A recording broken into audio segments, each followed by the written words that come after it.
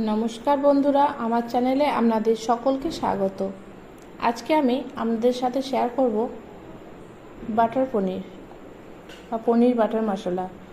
একদম রেস্টুরেন্ট স্টাইলে বাড়িতেই বানিয়ে নিতে পারবেন, আর খেতে খুবই টেস্টি হয় এভাবে বানিয়ে নিলে। তো এখানে কড়াইয়ে একটু সাদা তেল গরম করে নিয়েছি, খুবই অল্প পরিমাণে। তারপর এর মধ্যে দিয়ে দিলাম আদা, কয়েকটা গোটা গরম মশলা, কয়েক কোয়া রসুন, ছোট সাইজের একটা পেঁয়াজ, কাঁচা লঙ্কা, টমেটো আর স্বাদমতো লবণ। এগুলো হালকা আমি ভেজে নেব। তারপর একটু ভাজা ভাজা হয়ে গেলে এর মধ্যে দিয়ে দিলাম কয়েকটা কাজু বাদাম।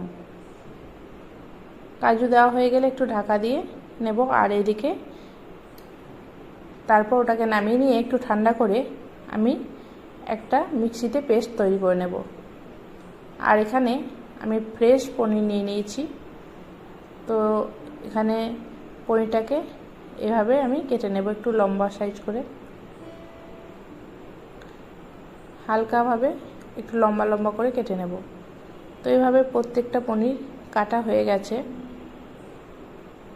তারপর আমি কড়াইয়ের মধ্যেই সামান্য তেল দিলাম আর দিয়ে দিলাম বাটার। তেলটা স্কিপ করতেও পারেন, তবে একটু তেল দিলে বাটারটা অনেকক্ষণ থাকে, তো তাই একটু তেলের উপর বাটারটা দিলে বাটারটা ভালো হয়। তারপর দিয়ে দিলাম এখানে পেঁয়াজ কুচিয়ে নেওয়া, একটা টমেটো, হলুদ, জিরে আর কাশ্মীরি লঙ্কা, সামান্য স্বাদ মতো লবণ। এই সমস্ত উপকরণগুলি দিয়ে খুব ভালোভাবে আমি মিশিয়ে নেব।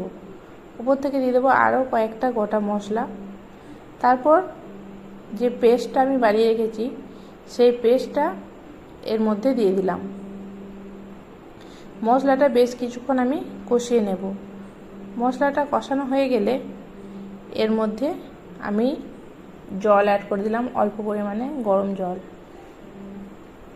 তারপর যখন এটা সিদ্ধ হয়ে মানে মশলাটা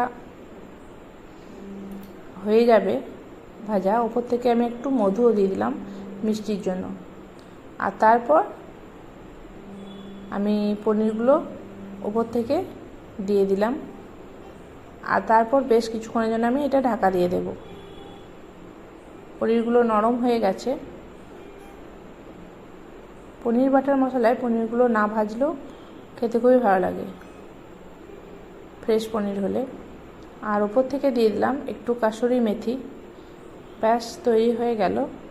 আর গার্নিশিংয়ের জন্য একটু ধনেপাতা। তৈরি হয়ে গেছে আমার পনির বাটার মশলা। রেসিপিটা কেমন লাগলো অবশ্যই কমেন্ট করে জানাতে ভুলবেন না।